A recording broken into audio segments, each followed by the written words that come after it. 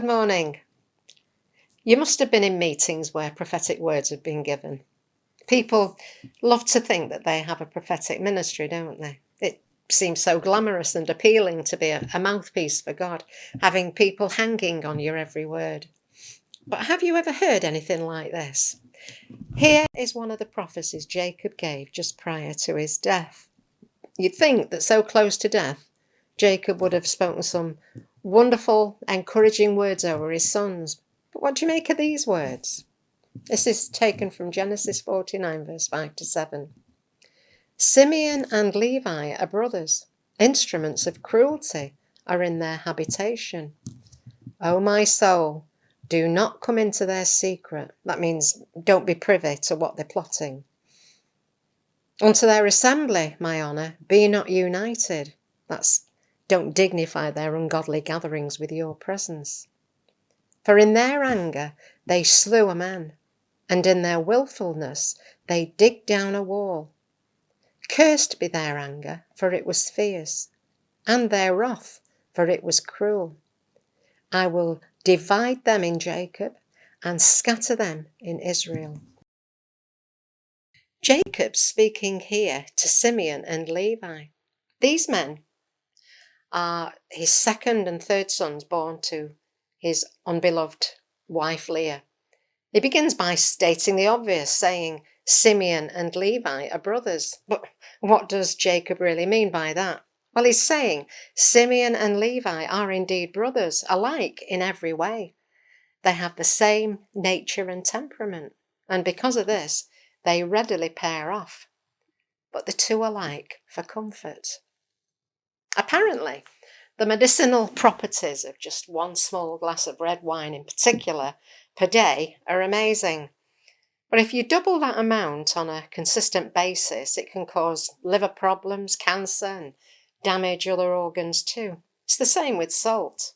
Salt is an invaluable seasoning when cooking. You just need to sprinkle a small amount on your meal to enhance and bring life to it. But put too much on your dinner and you won't be able to eat it.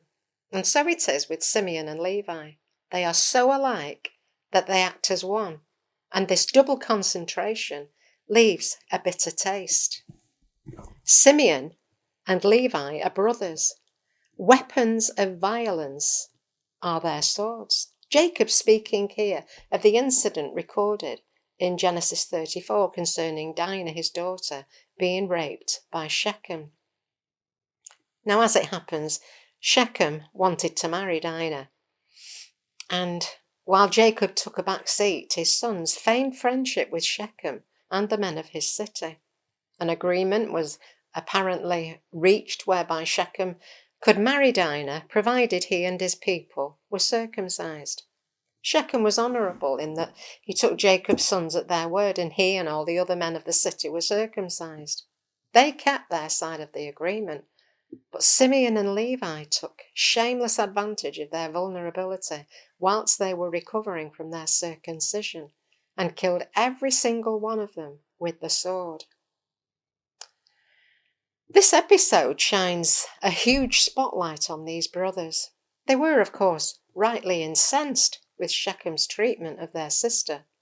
But as they talked together, this righteous anger twisted into something cruel, vindictive, and monstrous. It wasn't long before their thoughts turned to murder, and making a pretense of solidarity, they pursued a brutal vendetta against the unsuspecting Shechemites. That's why Jacob said these words, Let my soul come not into their counsel. O my glory, be not joined to their company. For in their anger they killed men, and in their wilfulness they hamstrung oxen. This last phrase has been added to other translations of this scripture, but I think it truly captures their spirit. Simeon and Levi just didn't know when to stop. Not only did they destroy a whole community, but in their willfulness, they destroyed everything they couldn't carry away. They even vindictively cut the hamstrings and maimed the oxen. Jacob continues, Cursed be their anger, for it is fierce, and their wrath, for it is cruel. These brothers lead each other on. It could have started out as a strong sense of justice, but it quickly morphed into something wicked and uncontrollable, which couldn't rest until it had laid waste the object of its fury. But having said that, the bloodshed at Shechem was only one incident. Jacob must also have realised that Simeon's murderous envy was to blame for his beloved Joseph being sold into slavery all those years previously, seeing as when Joseph had been elevated to Prime Minister of Egypt, he'd turned the tables and imprisoned Simeon after accusing all the brothers of being spies. Joseph obviously felt that Simeon needed teaching a lesson. Jacob continues his prophecy by saying what would eventually happen to Simeon and Levi and to their descendants. I will divide them in Jacob and scatter them in Israel. In other words, Simeon and Levi were not safe to leave together. Jacob said they needed to be separated and diluted. Otherwise, they'd team up and cause ruin and sorrow wherever they went. So, what actually did happen to Simeon? Well, in Deuteronomy 33, verses 1 to 29, Moses blesses the children of Israel before his death. And the omission of Simeon from this list was a reflection or fulfillment of Jacob's final pronouncement regarding his sons Simeon and Levi and their descendants. Simeon had gone too far. One way or another, the tribe of Simeon disappeared from history and is now numbered among the 10 lost tribes. And what about the tribe of Levi? Well, Levi became the priestly tribe, and the Levites were scattered throughout all the tribes of Israel. When God's people get together, it's an opportunity for iron to sharpen iron.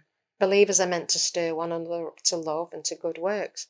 But sometimes, two Christians are so alike that the sharpening has a wholly destructive person.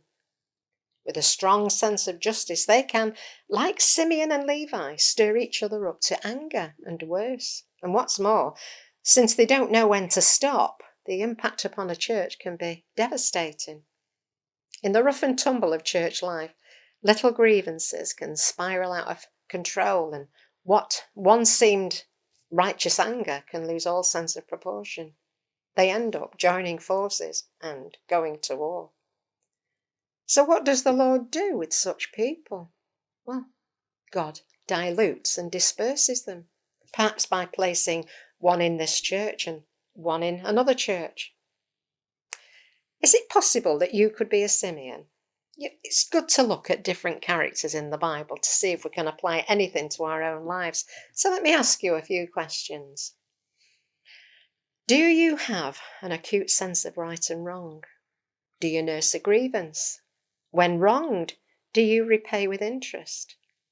Can an initial spark kindle a fire that rages out of control? Most importantly, do you seek out a kindred spirit? We need to be careful, because anger is not as righteous as we think it is. And in the hands of Simeon and Levi, it escalates into something fierce and cruel. Do you know when to stop? Are you as ready to forgive as you've been forgiven? Are you patient, kind, slow to anger, willing to yield? Do you bear all things, believe all things, hope all things, endure all things? Do you seek out a Levi to join forces with?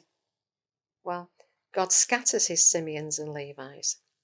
Churches don't need a double dose. Is it possible that you could be a Levi? Well, hey, the most famous of Levi's sons was Moses. And just like a Levi in putting right and injustice, he went too far and killed an Egyptian. But in God's school, those Levite qualities of his were reshaped and redeemed. The Bible records that Moses was very meek, more than all the people who were on the face of the earth. In other words, Moses ended up exercising his strength with gentleness. He used no more force than was necessary, and he knew when to stop. The old zeal remained, but he had it under control. And what's more, to hear Moses pray was to realize that he had lost none of all that acute sense of justice. Now, it was turned to the petition for the Lord's people and the Lord's glory. We need our Levites, those who will petition the Lord and act with fervent zeal, who when the crisis comes will stand up for the weak and vulnerable, just like Moses did for the daughters of the priest of Midian, which of course is why every church should have at least one Levite. At Sinai, Israel entered into a covenant with the Lord, but within days the covenant was broken. When Moses came down from the mountain, he was confronted with a people worshipping the golden calf. And to save the day, Moses shouted, "Who is on the Lord's side? Come to me." And who was it who rallied to Moses' call? It was the sons of Levi, who at the Lord's command moved through the camp, executing the judgment of the Lord. This fierce anger that destroys can, by God's grace, become the righteous anger that saves the day. Many churches have been pulled back from the brink of spiritual adultery by the courageous stand of its Levites. So what is it then that transforms Levites from a curse into a blessing? Well, the answer is found in those words that Moses uttered. Who is on the Lord's side? Come to me. If you have this Levite character, then ask yourself questions. Do you seek to be a blessing to others? And do you want to know God's blessing in your own life? If so, then stop fighting your personal wars and deal with your anger, because it's not all about you. Learn to submit yourself to godly leadership. Rally to the Lord's side and only do what you're instructed to do by God himself. May God bless you.